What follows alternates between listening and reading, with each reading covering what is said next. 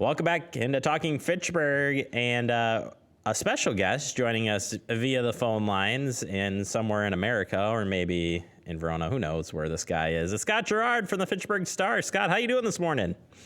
I'm doing fantastic today. How about yourself? Oh, just living the dream, living the dream. I got word, Scott, that there's a chance you may be leaving the state. We always pick on you about that. Just for a few hours, going to Iowa, and you know what? I will still be able to see Wisconsin from where I'll be. So That's really the nice thing. You know, I can see home, feel like I'm not too far away. Well, I feel better about it already, Scott. Scott, I appreciate you joining us. And what we have you in here for is the council recap, recapping this past Tuesday's council meeting. And it was a fairly busy council meeting, kicking it off with the public hearing of CIP. Yep, yeah, so this was a public hearing on, as you said, on Mayor Jason Gonzalez's proposed capital improvement plan. So it's really a document that kind of outlines big expenditures that are coming on capital projects. This year is the first year the city's used a 10-year CIP. In past years, they've used a 5-year document.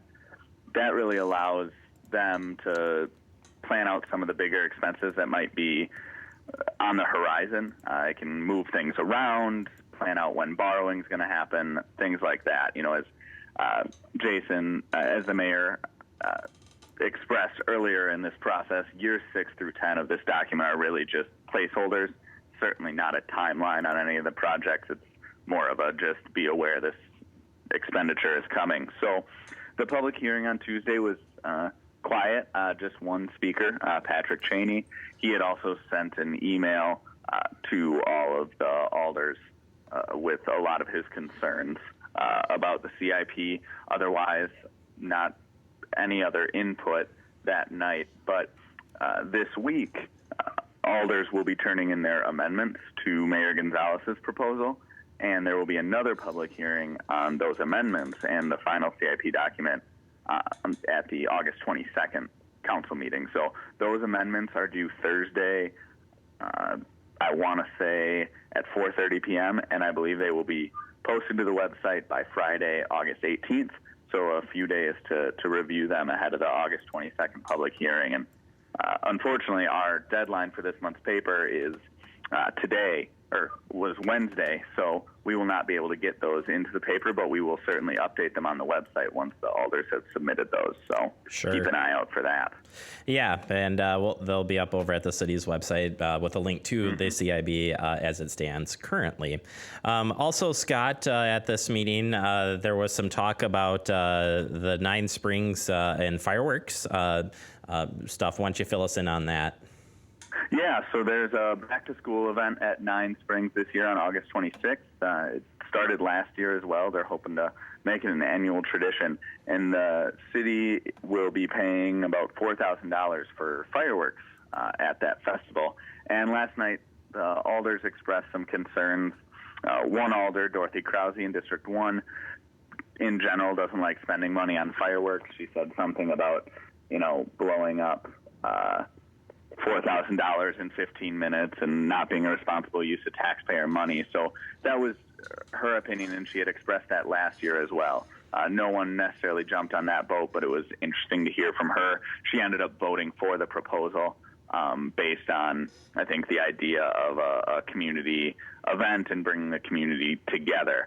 But the other concern that was expressed last night was why they were only approving the funding this month, and just a couple weeks before the event, and the event has been marketed. The Finance Committee actually recommended against approving the funding, and Alder Julia Arata-Frada clarified that, who's on that committee, clarified that the committee wasn't against the event. They were upset with the process and the timeline at which the proposal was brought to them for funding. So it ended up passing unanimously.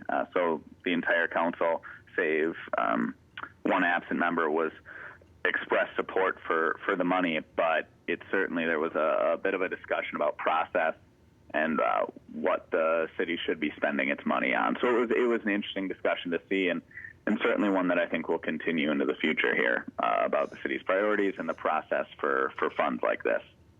Yeah, and you can check out, of course, this meeting over at our website, fitchburgwi.gov. Click on the FACTv app and search Common Council. Last piece that we have for you is Joe Povelmacher, the chief of the Fitchburg Fire Department, was on the agenda talking about risk management and injury reduction partnership. Why don't you talk a little bit about that? Yeah, so the fire department recently moved into one new station, and a second new station is in the works. So currently they're still operating out of the Lacey Road station, but once the second station is completed, they'll move out of there. And one of the decisions they made over the past few months is to hold on to that building as city property and still continue to run administrative work out of that office. So that saves some money in construction on the new facility, and then also based on some valuations the city got of the property and everything, they weren't going to get a price that I guess they thought they would need to consider selling such a property. So that would leave a lot of space in that building, obviously, if they're not operating crews out of there. So the fire chief spoke to the council last night and explained that there is a Madison-based nonprofit that is interested in housing its operations out of that station.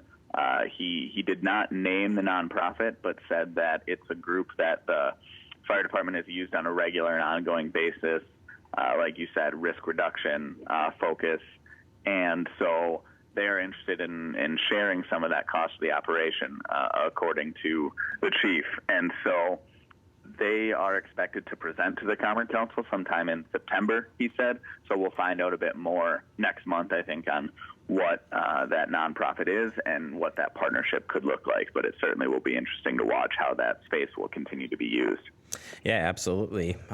Scott, I appreciate the time and have a safe trip to Iowa. But make sure you come on back because we need you for another update later this month. I wouldn't miss it. Thank you guys very much. All right. That's Scott Gerard, Fitchburg Star. We're going to take a quick break, wrap up the show next right here on Talking Fitchburg.